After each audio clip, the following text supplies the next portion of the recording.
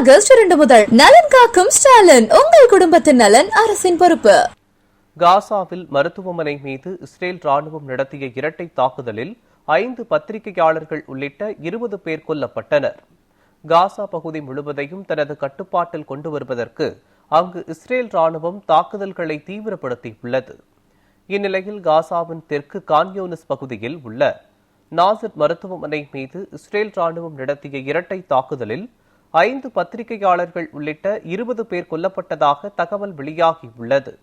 அவர்கள் Reuters, AP, அல்ஜிரா, middle எஸ்ட் ஆகிய பன்னாட்டு ஊடகங்களுக்கு பணியாற்றியவர்கள் என்று காசாவை நிர்வகிக்கும் ஹமாஸ் அமைப்பின் சுகாதார அமைச்சகம் தெரிவித்துள்ளது.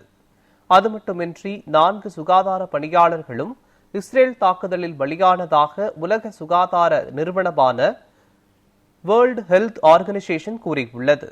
இந்த தாக்குதலை துயர சம்பவம் என்று தெரிவித்துள்ள இஸ்ரேல் பிரதமர் நெதன்யாகு, இஸ்ரேல் ராணுவ உயரதிகாரிகள் இதுகுறித்து விரிவான விசாரணை நடத்தி வருவதாக குறிப்பிட்டுள்ளார்.